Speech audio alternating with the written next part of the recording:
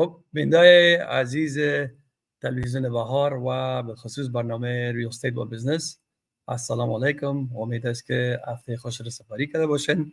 دیگه بازم یک بار به برنامه خوش آمدین. برنامه زنده است و شما عزیزان میتونین که برنامه ما را هر پنجشنبه شب به ساعت 7 شام با وقت کالیفرنیا یا Western Pacific Time Zone میتونین برنامه را تماشا کنین. I'd like to thank each and every one of you for tuning in to watch our show. It's a live real estate show and business show on Thursday nights at 7 p.m. And you're more than welcome to call. The phone number is on the screen, 760-908-3229. عزیزا قسم یادآوری کردم میتونین که با برنامه با تماس همراه ما به طور زنده یا لایو سوالای داشته باشین، سوالایتان رو بپرسین و برنامه را جالبتر بسازین. دیگه یک بار دیگه از آقای جبارخیل و تلویزیون بهار تشکری میکنم که چانس بر ما میتن که شبای پنجشنبه همراه شما عزیزا با تماس شویم.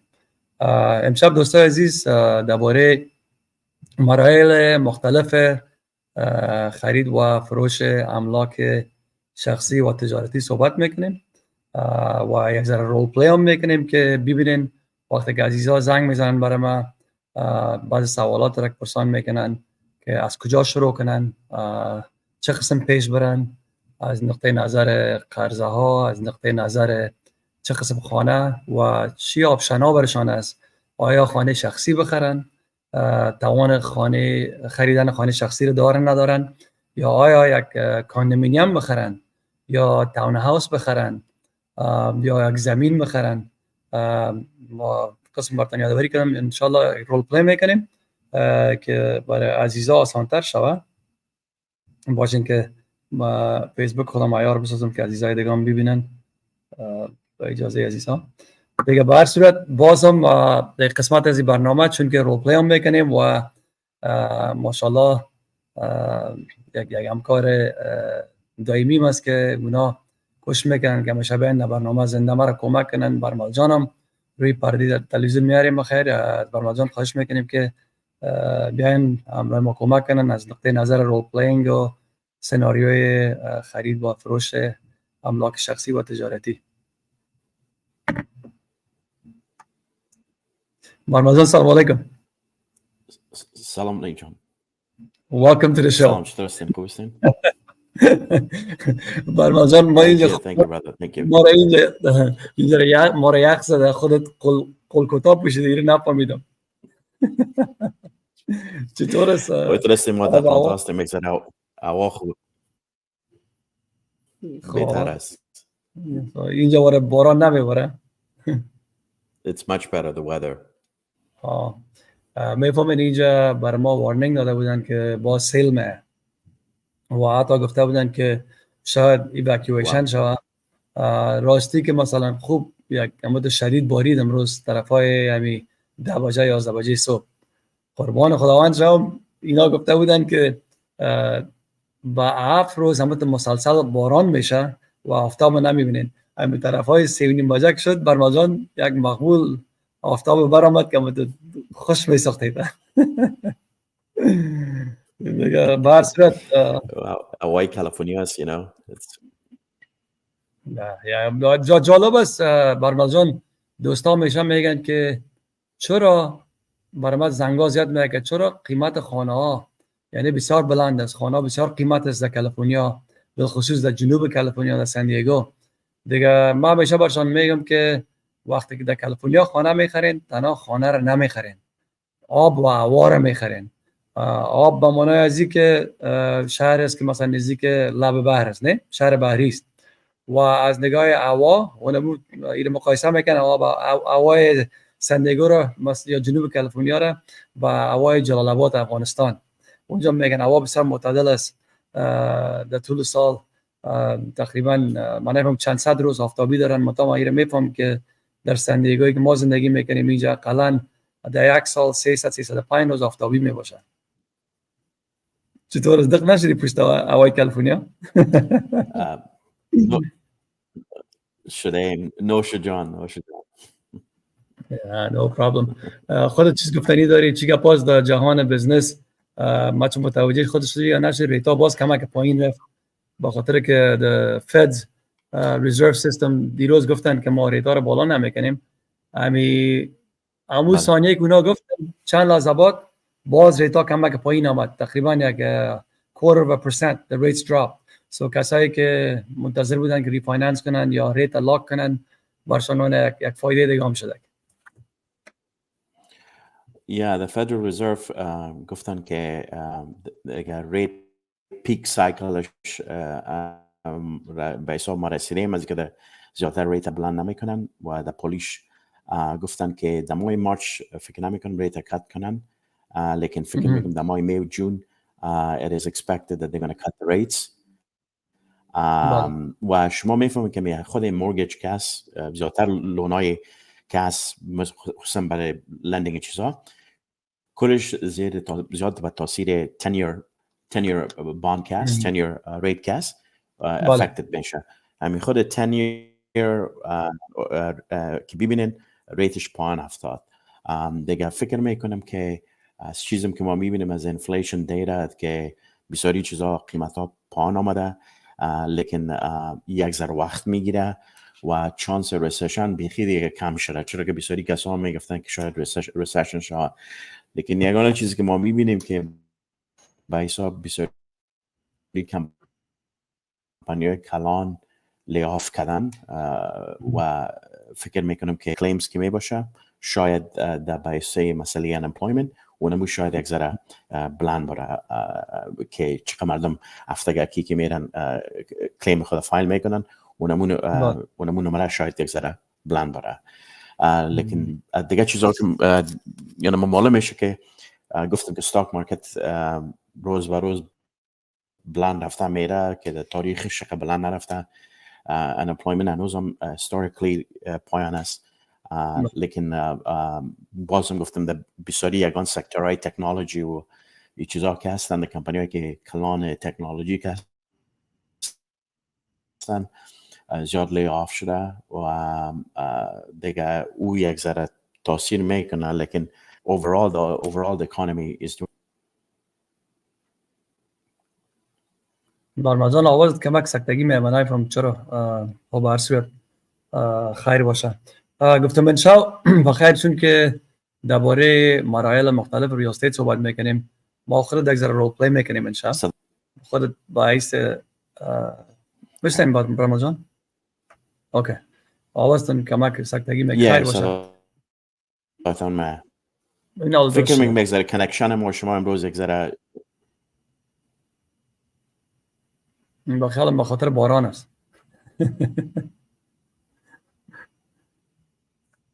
مشنه برمجان امروز نه که فکر میکنم اینترنت کدام صدایت میایه. بله میایه و یکان دفعه باز پس خود کمک یک ذره دیلی داری، من نفهم چرا کمک دیلی داره. خب خیر باشه برمجان.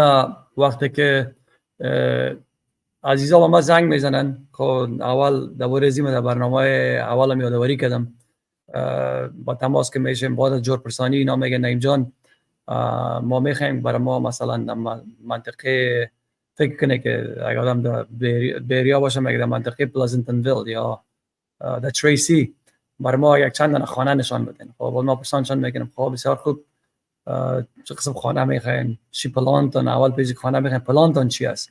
میخواین خانه رو برای خود بخرین مثلا برای دراز مدت، یا میخواین خانه رو بگیرین برای مثلا اینوستمنت یا برای سرمایه گذاری یا برای کرایه دادن؟ سو اینا فرق میکنه. اگه خانه رو برای کرایه کس میگیره اونقدر شاید دقیقش نباشه که مثلا ما شما افغانا میخواین که سالن ما بزرگ باشه، مثلا در منزل اول همه اتاق داشته باشه و هم یک تشناب فل داشته باشه. وقتی که برای آدم برای خود میگیره، وقتی برای کرایه میگیره نقدر قصه زیادتر مردم نمی باشه. این سوالا است که آدم باید باعث یک مشاور یا ریال استیت ایجنت پرسان کنه، نه که همون گول و مقصد یک کسی که میخواد خانه بخره چی است. سو فرق میکنه. مثلا کسایی که برای کرایه میگیرن میگن مقصد آدم موش فکر کنم مثلا درآمد میباشه، چقدر درآمد میاره ماهانه، درست؟ و خودت میتونی که انجک کنی یگان چیزات نیاد خودت می. و در قسمت دوم درباره قرضه ها پرسان میکنن. خب با مثلا یه قرضه 10 ساله بگیرم یا 7 ساله بگیرم یا 30 ساله بگیرم، سیام بسیار رول داره. بخاطر قرضایی که هرچی که تایم یک قرضه کمتر میباشه، پیسه سرمایه گذارا و بانک‌ها به اصطلاح gets locked for a shorter period of time. با معنای ازی که مثلا اگر قرضه برای 7 سال یا 10 سال بند میمونه در همراه یک خریدار و یا یک مشتری، اونا میتونن که پیسه را پس بگیرن برای کس دیگه قرضه بدن، درست است نه؟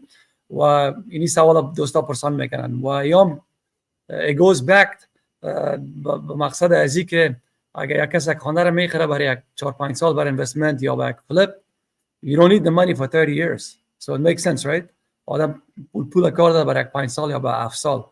یا کسی که بینال برای خود خانه را نگاه میکنه برعکس از او they need a loan for 30 years, so it makes more sense to get a loan for 30 years instead of like 7 years.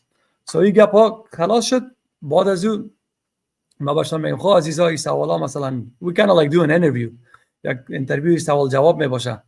برای من مهم است که پیشی که اینا برن خانه را ببینن I need to find out, will they qualify for a loan or not?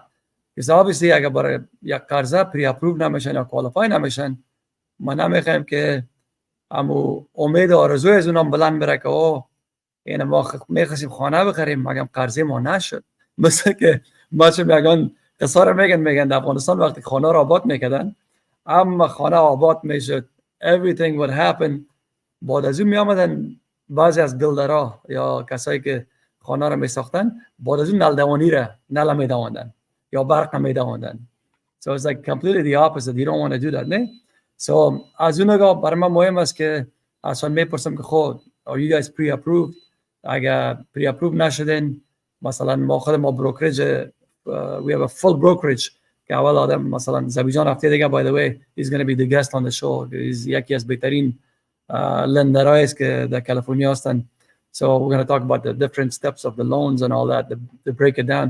So I asked him, I'm like, have you been pre-approved? چرا بعض عزیزا است برمال جان they feel more comfortable امرای امو بانک خودشان که اگر بانک امریکا است یا چیس است یا ولز فارگوز شاید راحت نباشن که امو درآمد و تکس ریترن ها ایناشون یک کس دیگه ببینن. متوجه هستین نه؟ So therefore they want to be pre-approved by their own bank, which is totally fine. No. So ما این سوال ماست برای جنوب میام که are you pre-approved or not؟ when I get pre-approved بودن that gives me the green light to go show them a home. اگر نبودن میگم با عرض معذرت you gotta go through the steps. باز اگر مثلا they're open to getting pre-approved امرای کمپانی ما، باز یک لینک است که زبیجان برشان ایمیل میکنه حالا آسان شده بر ملجان. So the link starts with the application, full name, address, date of birth, social security and all that, اجازه یا authorization از اینکه کردیت شان رنشا. So that's like the first couple of pages. اورک خانه پوری میکنن. بعد از او basically امو خود لینک convert میشه با یک سکرین دیگه که has different tabs. در هر تاب مثلا تاب اول نشته کده که okay, your last 2 year tax returns. So when you're getting a loan, your tax return shows all your financials, right? Whether you qualify or not. So what a person making a وبمي سلسلة copies of your ID, your what else?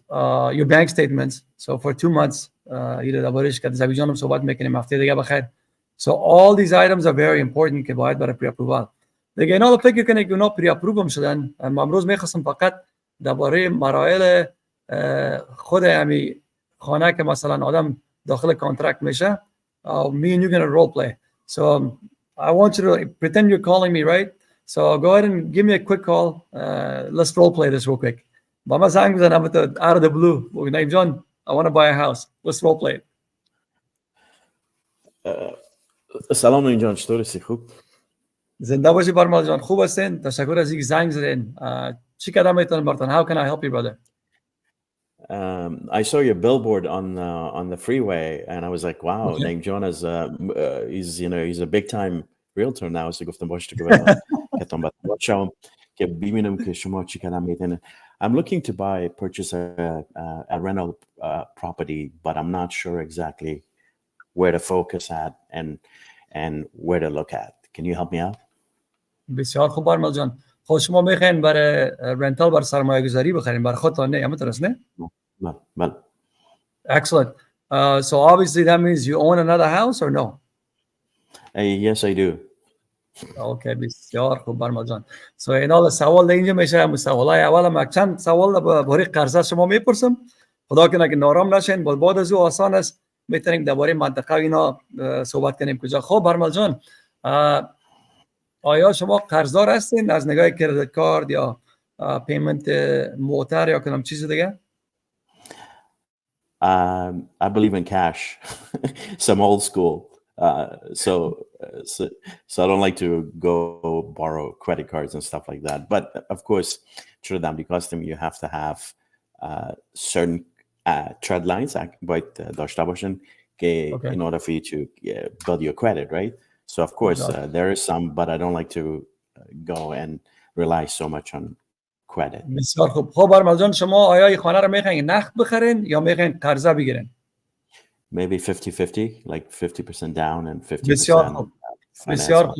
بسیار خوب. به خاطر که وقتی که شما خانه بر سرمایه گذاری میخرین باید 20 تا 25% داون پیمنت داشته باشین. So you check the first box. That's great. این حالا اگر شما مثلا 20-25% نمی داشتین، ما براتون میگفتم با عرض معذرت بسیار مشکل تر می باشه که شما یک خانه دیگر رو بخرین مثلا برای کرایه دادن. نه منتها چون که حال درباره خانه کرایی صحبت میکنیم بر سرمایه گذاری، خوبیش است که ولو که شما قرضدار کردیت کارت هم باشین یا پیمنت موتر اینا هم داشته باشین، امی خود کرایه مو خانه از نقطه نظر درآمد یا اینکم بر شما کمک میکنه. So in other words, it's not going to be only a debt, whatever you're bringing in from the rent. So we have to do a survey. ببینیم که منطقه شما مثلا چند خانه کرا میره. That's going to help you when you buy. So not all of it, about 75% of it. So you know, اصلا سوالایی است که مربوط به زبیجان میشه. I don't want to get ahead of myself because I don't want to kill the show for next week. But قصه کوتاه، حالا که علاقه را گرفتین، خب برمل جان کدام منطقه را زیر نظر کردین، یه ذره کارخانگی دونه کردین که در کجا خانه خوب کرا میره یا نمیره، یا میخواین که ایجنت تانی کمک کنه؟ نه خوشم میاد نزدیک بیچ باشم. I love being close to the beach. So I mean, even for the rental property. So I guess we have a lot of choices, right? بسیار خوب ایده. In Southern California. و خوبی از برمل جان که حتما شما خودتان آگاهی دارین. اگر شما در نزدیک بر میخرین، ضرور نیست که شما مثلا have a full time tenant. خانه یک نزدیک بر می باشه، it's a perfect opportunity to do short term rentals برای Airbnb, VRBO. آل یک چیز دیگه برآمده به نام traveling nurses میگن. So نرسایی است که مثلا میان با کالیفرنیا برای 3 ماه 4 ماه اسایمنت ها. So as a landlord you can make a lot more money renting to them. و تا این اینا آماده هستن که خانه رو اتاق با اتاق کرا کنن. مثلا در یک اتاق یک دکتر می باشه، در یک اتاق یک نرس دیگه می باشه. So اگه مثلا اوریج یک خانه 600 تا 700 دلار پر روم رنت میشه، چون که شما او خانه رو برای اینا فرنیش میکنین، اینا آماده هستن که امو خانه شما رو با دو چند یا دو نیم چند 1200 تا 1500 برتون کرا بتن هر اتاق. So good choice by going by the beach. Yes, close to the water, but not that close. You know, okay. I don't want the house to fall into the ocean either. Okay. Are you thinking about a single family home? خانه شخصی باشه? Does that matter to you? Or townhouse or condo? Or that's not important? No, that's not that important. I think the key is location, the price, and the neighborhood. بسیار خوب. That's very important. I'm glad you mentioned that, Megan. اولین قانون real estate location است. ارسش. بعد از اون که مثلا خانه با چی حالت است، کندیشنیش، خب اونا همه چیز اپدیت میشه، مگر لوکیشن نمیتونید تغییر بدینه. سو از اون نگاه عزیزا، ما شما به خیلی یک ضرور مسئله داریم میگن که ارزان به علت نیست، قیمت به حکمت نیست. So if you want to get a good location, you're obviously going to pay more money, right? لوکیشن بهتر، خانه قیمت‌تر میباشه. مگرم اون لوکیشن هاست که مثلا اگر از نقطه نظر بحر می باشه یا از نقطه نظر مکاتب می باشه. These are all features that will have its own merits. معنی ازی که در آینده اما ارزش خانه شما زیادتر بالا میره به خاطر اون دلایل مختلفی که لوکیشن داره. But ما شما همچنان یک ضرب مثل دیگه داریم، یگان بار میگن که گنج در ویرانه است. Okay? So there's also scenarios that you might find a home that it might be run down یا تکه تکه باشه. اون تو خانه رو مثلا اگر هم جور کنه زود مقبول ریمادل شوه، یعنی برای هر منطقه یک شخص از در منطقه زندگی کنه. درست است نه برمال جان؟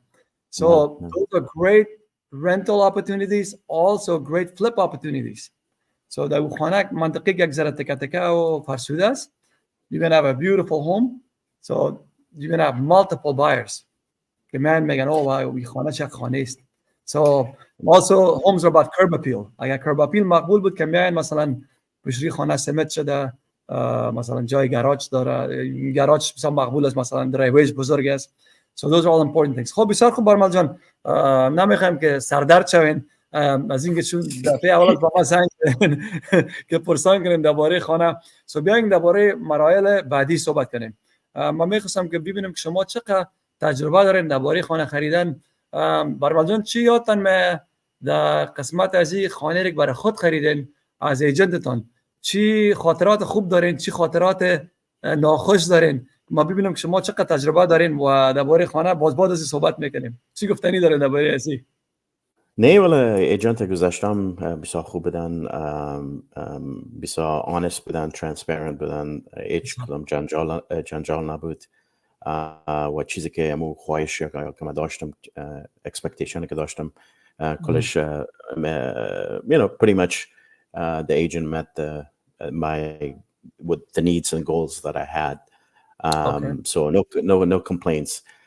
I think یک چیزی میگم نیم جان که اگر چی ما of course it's good to have a good agent, but as an investor you have to do the research yourself too. You have to study, you have to see about the areas you're looking at, learn about the business, this investing that you're doing. چرا یگان دفعه نمیم کل ایجنت ها، لیکن چرا ایجنت زیاد است یگان دفعه بیساری ایجنت ها مثل سیلز پرسونز می باشن، ایش درباره ریتس نمیفهمن یا زیاد تجربه نمی داشته باشن یا ای که زیادتر نمیفهمن. چرا کلشان یگان دفعه بیساری وقت میگن که homes are going to keep going higher in prices, and that's not true. Home prices right now have reached pretty much at the high it's been, even though it has leveled off level bit. نه شما میفهمید قیمت های که سر پایین افتاده، لیکن بازم به حساب historically speaking که هست قیمت خانه بلند است. چرا وقتی که شما خانه را که میبینید باید you have to match it with the average income. Average income در امریکا $50,000-$60,000 است average income. خانه عموما on the average, forget about California, on the average in the whole United States for instance که شما سعی میکنید تقریبا average خانه تقریبا 400,000 تا 400,000. that's where it falls, like 350. So این حال که میبینید خود قیمت های خانه تقریبا 4, 5, 6 times از average income کده بلند است قیمت خوده. این از اون خود شما میفهمید که affordability becomes an issue و خصوصا وقتی interest rate زیاد میشه.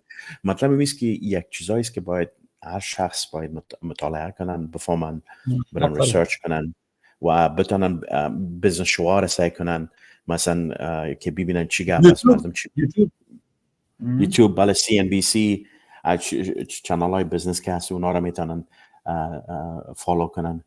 دیگه اتو نباشن که یک دفعه یک تلفن بگیرن که من میخوام خانه بپالم. باید خودشان هم باید یک ذره ریسرچ کنن.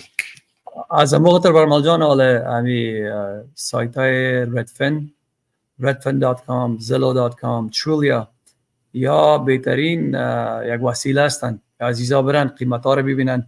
چقدر چقدر جالب است وقتی در ردفن میرن فکر کنین که مثلا you look up a home at let's say 1516 Majestic Avenue نه Tallahassee, Florida. یا آدرس بود ما در فلوریدا زندگی میکنیم. خب I didn't know that. So این قصه 36 سال پیش شد. I was a kid but you remember یگان چیزا در فکر آدم میبین برمال جان از I don't want to get off the subject مگرم عید ما یادم نمیره که در 86 بسیار خرد بودم اما شب که ما در امریکا رسیدیم در سان فرانسیسکو رسیدیم طیاره در سان فرانسیسکو تا شد در اسفو چک میدانه خوردم دارم مگم بسیار مقبوله نه اما هتل چیز رفتیم چکین کردیم I think it was travel lodge یک هوا بود اما تا سر اینم یک هوا انشاء بود امیال پیشتر بیرون رفتم دخترک گفتم بیا بچم سگ گفت چیز دادی جان بچم ما که امریکا آمدیم اینم تا هوا بود گفت really دادی گفت چند ساله بودی گفتم خرد بودم بچم اینا سگ گفتم یا یگان چیزا هست که راستی یک بوی نان می باشه یک خاطراتش تیکی می باشه نه یا یک جای می باشه اما it takes you back گپ دیست که زندگی بسیار زودتر میشه برمال جان That's true. هیچ باور من نمیه که این از آمدن ما 35 سال شد I guess the gist of it is آدم کوشش کنه که خانه یا نو خانه خدا خوش نگاه کنه Naim John, there's a saying that time is the most important commodity that we have. That's it. You have to respect it, appreciate it, and make sure, try to do the best for each second, each minute in your life, do the best to utilize it. Because we always regret because we go back in time and say, that's not going to help you. So the first thing that you should just always think ahead of, to the future and see what you can do and learn from the past mistakes, right? And then hopefully you wouldn't have these type of conversations because sometimes when people go, کاش که کارم میکنم کاش که اینجا اینوست میکنم کاش که استاک هم میخریدم کاش که خانه رو میگرفتم just things like that that's not going to help you. It's never too late برمال جان age وقت نه وقت نیست برای چیز میگن the best much of next time is now امت یک گفتنی است so did you know the guy that actually tried to sell Coca-Cola, right? He was in his 50s before finally somebody believed in him, said, okay, here's some money for you so you can start Coca-Cola. Poor guy, for years, he tried to go and tell people, hey, I have an idea for a soda, and nobody said, get the hell out of here. What is it? Sugar drink, whatever, forget it, get out. But what I'm saying is like, he believed in the passion that he had. And that is the most important thing. And Naim John, you believe you shall achieve. Yeah. One thing I learned from all these years is that whatever you do in life, make sure you have passion for it. If you don't have passion, don't ever think about the money part. The money will come if you believe in what you're doing. If you're not happy in what you're doing, time to change. Do something else. And I think unfortunately people get caught in a bad situation. And sometimes they have no idea how to get out of it, and that happens. But the best thing is like try to stay positive and try to talk to your friends, family members, people that are actually smart, and find out what they tell you. I mean, look for mentorship. Ask people if you have issues or problems to see if they can help you out. هیچ وقت هیچ کس مکمل نیست. فکر کنیم برمال جان ما از همون خاطر I'm huge into که آدم مثلا ایواز از تنها شخصا یک کار پیش بره پروژه را چند نفر یک جای باشه با خاطر به خودت پیسه میآید the money will come او قربان خداوند شم و روزی که نصیب خودت است باور کن نصیب کس دیگه نمیشه یگان دفعه یگان دوستان میگن او نعیم جان فلان کس رفت خانه از طریق یک کس دیگه خرید من خوش میشم میگم اینو بعد خالمو کس دیگه هم که از طریقش کس خانه خرید و هم یک فامیل داره یک اولاد داره نه و یگانه ایجنت من نیستم obviously کسایی که مرا دوست دارن و همراه من میان یا دیدن که ما چیز زحمات برشان کشیدیم so it's not all about that. Naim John, that's actually a good question. So ما میفهم چقدر real estate agent ها در کالیفرنیا است در کل امریکا است اینا بر خودت که معنی when you بینندای عزیز که برنامه رو میبینن خودت اگر من سوال کنم خودت چطور خودت distinguish میکنی از یک ایجنت های دیگه what is it about you that makes you unique. And why I'm asking this question, Naim John, for whatever you do in life, whatever business that you have to find your niche. You have to find what is unique about you, about your product, about your services. So this is the key when you run a business. So that's the kind of question I like to ask you. I love it. That's a great question. بسیار خوشحالم که سوال پرسانم کردی. ما برمال جان امی پیشتر خود گفتی که اگر برای چیز پاشن نداری، if there's no passion, اما تو دیوانه‌وار امی کار باید نکنی. I love what I do. ما از خاطر نمیم که تعریف خود کنم.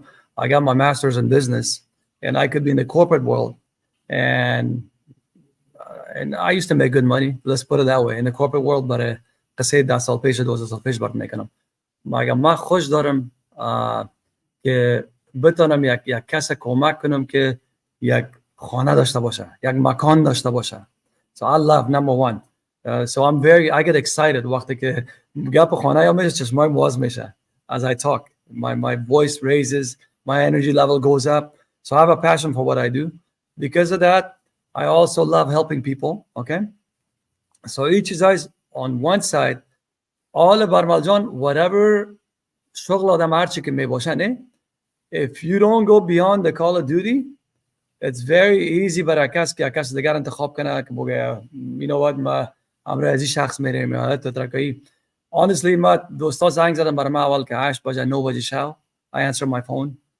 ما دوانه برشان میبینم که یک دو سه دقیقه چی سوالا دارن میگم خیلی معذرت میخوام اگه شب که براتون فردا زنگ بزنم. But the fact that I'm تلفن کس پیک اپ کردم رایت زنگ زد ولم وقتش است goes back to time, right?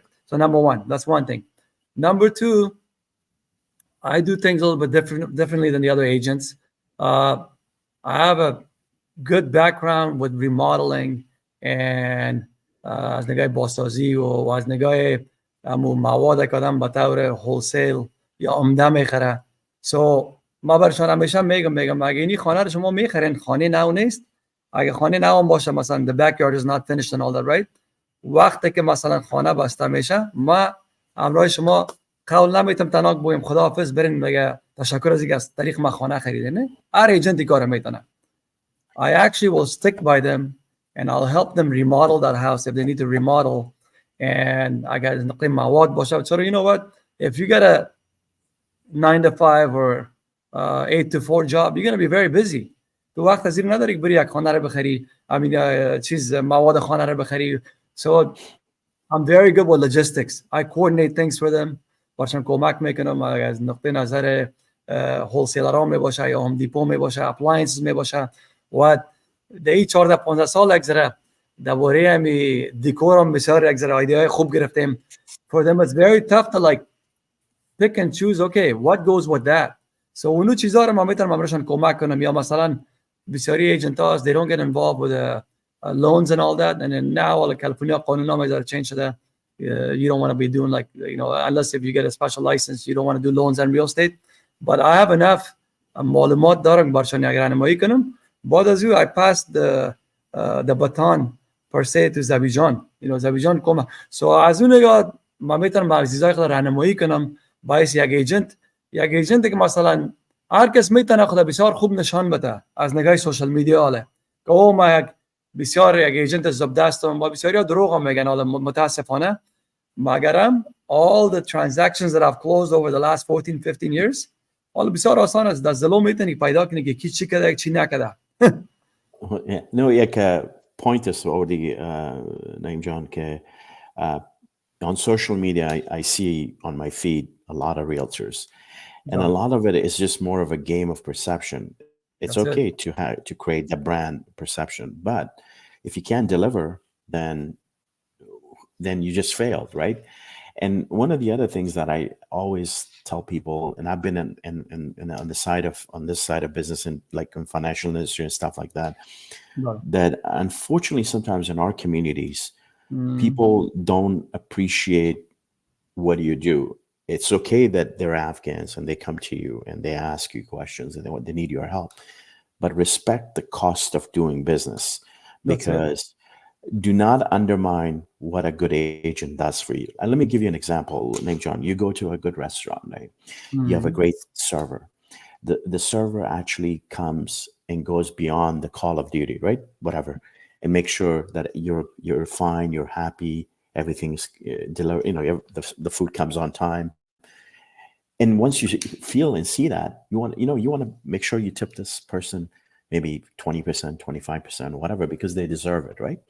But if you go to another place and they don't the service is bad, of course, you may not even tip because this person didn't do anything for me, right? So what I'm saying is, like, whenever you deal with realtors, it's a commission-based environment. You have to appreciate what they do, the time that they consume.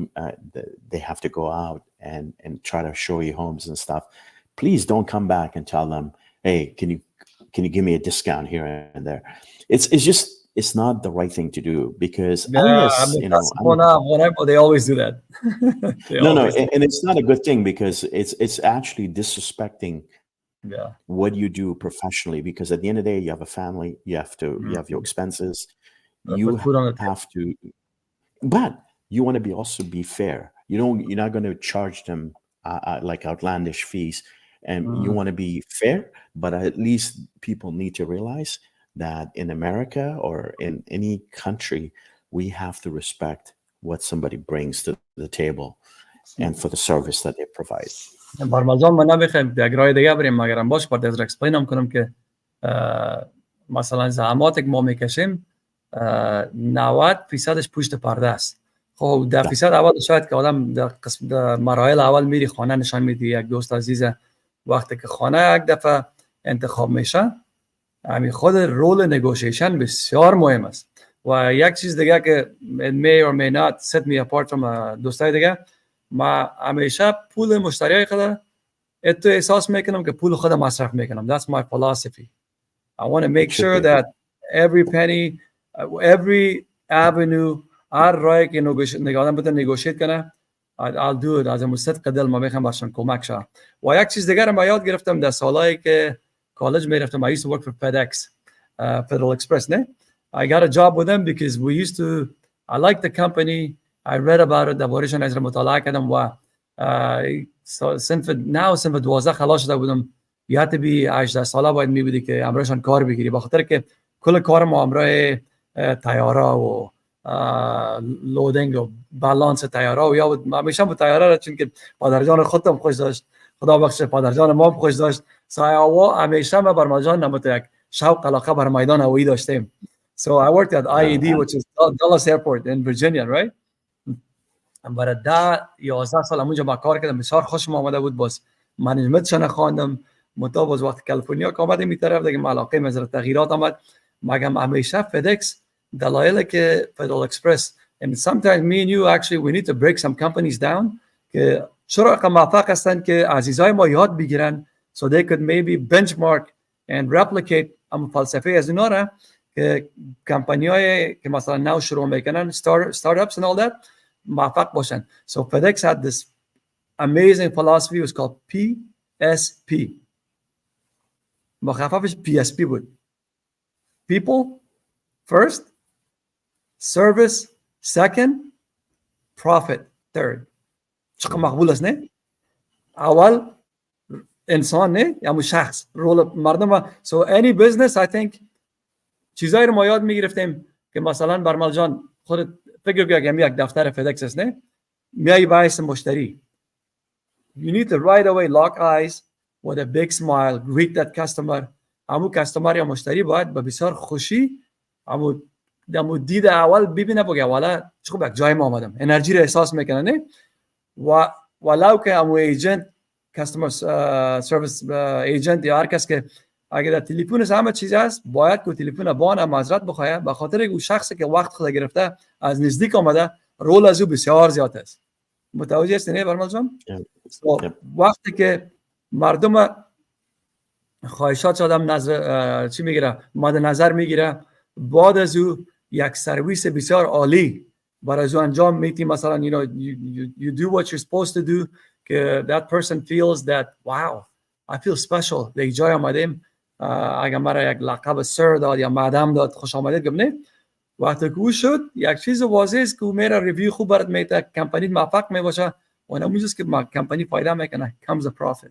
Makes sense, right? You know, yeah, the guy from that actually started, Virgin America, the Virgin Airlines, Richard Branson, he said that the most important asset for a company or corporation, it's the people, it's the employees.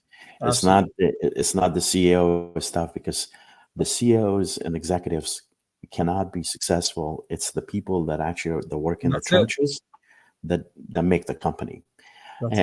And if you take care of those folks, then you have a successful business model, right? And unfortunately, a lot of corporations, they don't do that.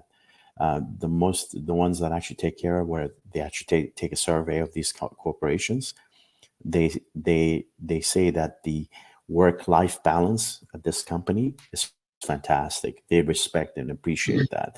And maybe one day we could talk about the role of hybrid and remote roles, how important that become. Even though a lot of corporations are pushing people to come back to the office, but there's things that you can't change because of technology. And people want to be productive. People don't want to be stuck in the freeway. They don't want to deal with the rush hour traffic. You know how bad it is in Los Angeles or San Francisco or Atlanta. Absolutely. So people want to be smarter. People want to, like, they say, you know what, I need to do this for myself in order so I can be healthy and live a much happier life. So that is very important. It should be always about you, and hopefully that company that you work for, they appreciate and respect you. برمال جان، ما در بعض بزنس های عزیزای ما، افغانای ما رفتیم، ولو که رستوران بوده یا یک بزنس دیگه بوده، حالا که ما شما این مملکت زندگی میکنیم و میخوایم که بزنس ما موفق باشه، we have to بعض چیزای خرد ریزه، همین نزاکت باید مراعات کنیم. نه ما در بعض بزنس ها رفتیم، مثلا که کارگرایشان هم افغانا بوده، یا بزنس های دوستای ایرانی ما که کارکنایشان مثلا ایرانیا بوده، و دیدیم که مشتری های امریکایی هم زیاد بوده و اینا با دری بلند صحبت کردن. اما بعض نزاکت ها رو نه، you can't do that. If you want to be a professional business، درست است، ما شما هیچ وقت کلتور و عنعنات یادم ما نمیره. از ما خیالم نرفته. این 38 سال یادم در مملکت تیر شده، ولو که شاید در این موقع با سوی بسیار بالا صحبت نکنیم، ما هیچ وقت انشاءالله تعالی لسان مادری و همین کلتور و عنعنات خود از یاد خود نمیبرم. doesn't matter کجا زندگی میکنیم. نه سو اینا آدم باید چیزا رو مراعات کنه. یا همین خود بعض رستوران ها رفتیم، مثلا که مشتری نان افغانی بسیار مزه‌دار داشتن، مشتری صبر کرده 2 دقیقه 3 دقیقه 10 دقیقه هنوز بهتر نامده، نیم ساعت. یا این چیزا غلط است. نه دیگه این چیزا آدم باید مراعات کنه. یا ذره قسم خود طرف دیگه رفت، بسیار جالب شد. یک بریکک کوتاه میگیریم، یک آهنگ برای عزیزان از همکار تکنیکی خواهش میکنیم که با نشر برسن. بعد از بخیر میایم 10 دقیقه دیگه صحبت میکنیم و برنامه انشاءالله خلاص میشه. عزیزان برنامه زنده است با طور لایو، اگه علاقه دارین میتونید زنگ بزنین بعد از وقفه. We love to hear from you.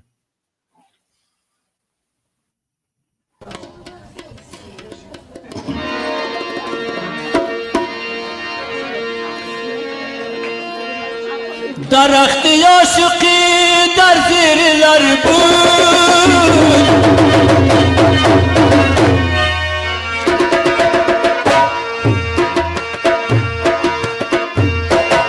با کاری عاشقی علم و هنر بود،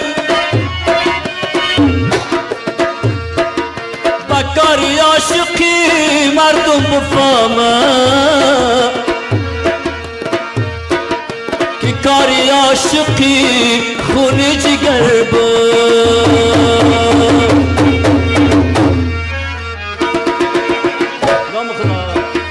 با کاری عاشقی مردم بفهمن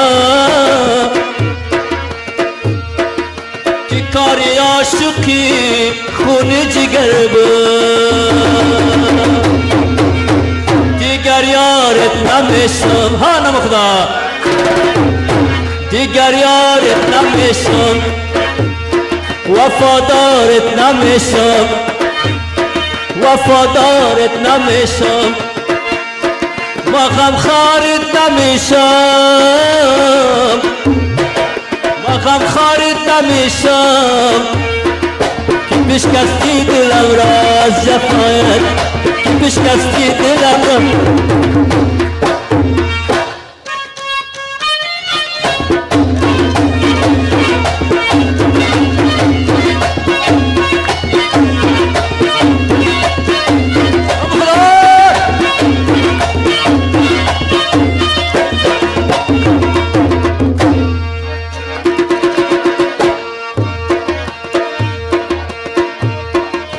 الهی عاشقی کافر نبینه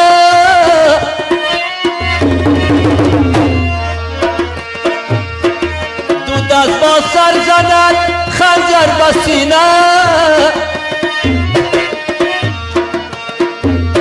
هر آن کس ما و تو از هم جدا کرد الهی بر گلم غم نشینه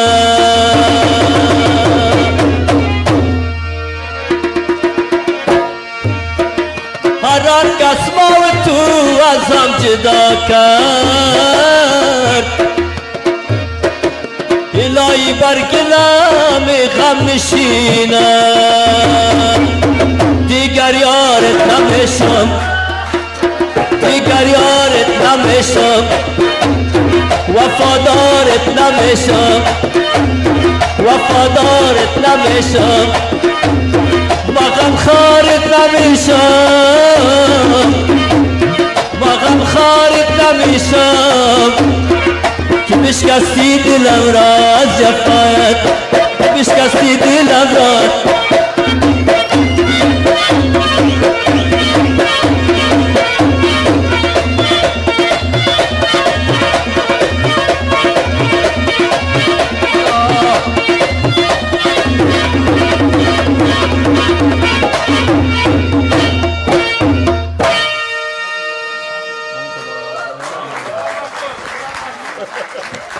زنده باشین.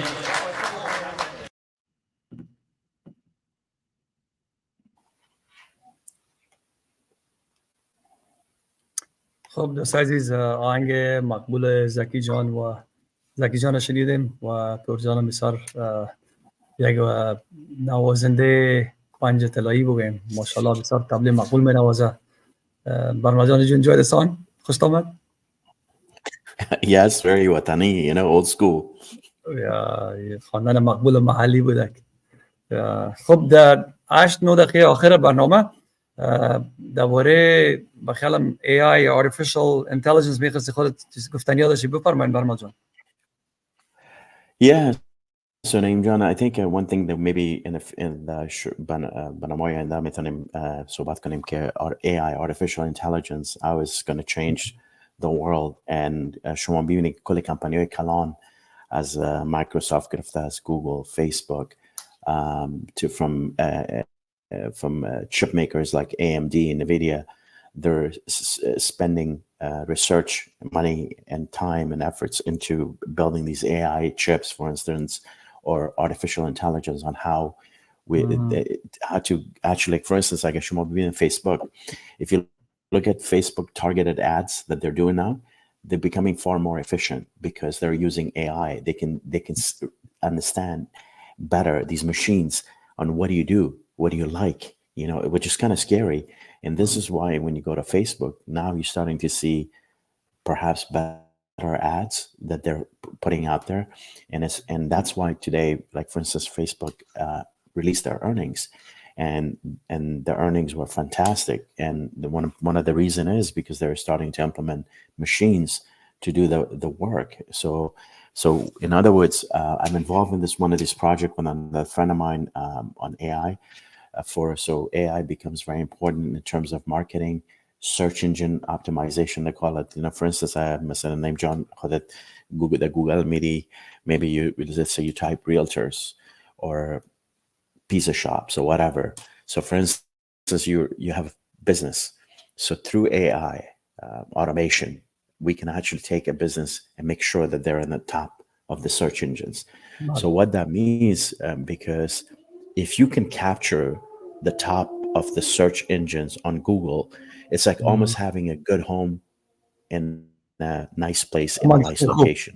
Because location is very important when it comes to marketing and how you're seen. So this is where AI comes into play.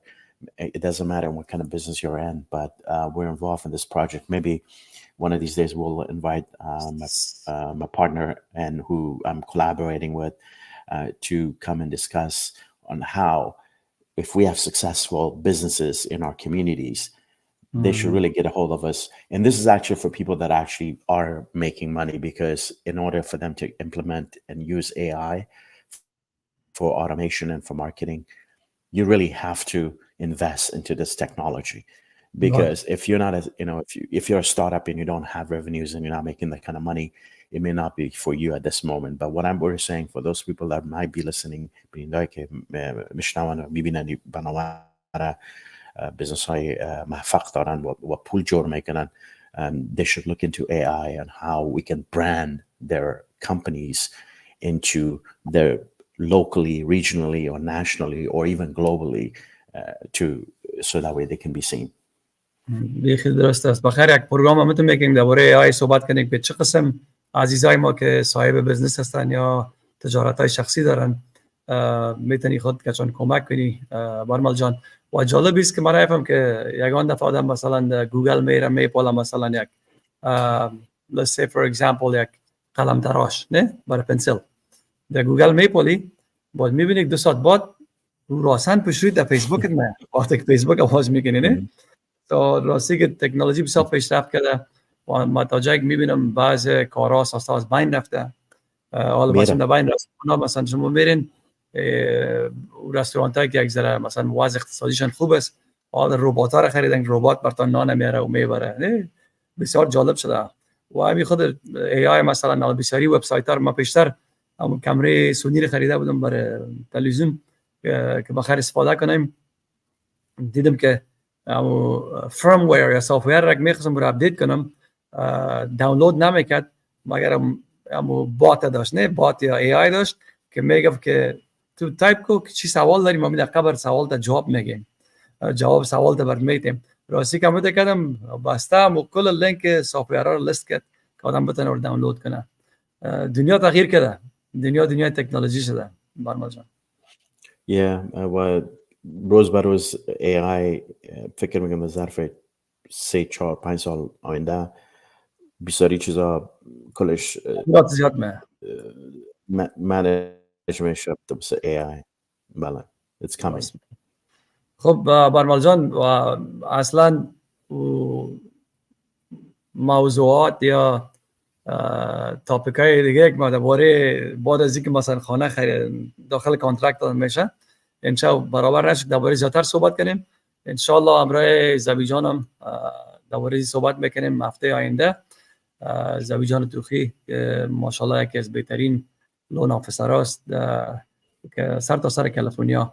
عزیزایی که سوالات دارین درباره قرضه های مختلف، first time home buyers، هر کس که سوالات دارین سوالات بنویسین و خیر باز هفته دیگه میدونین زنگ بزنین از زوی جان بپرسین. از عزیزایی که مسیج کردن معذرت میخوایم نتونستم که جواب سوالاتتون از راه تلویزیون بگم، خیر باشه باز هفته آینده بخیر. I'll get back to you guys as well.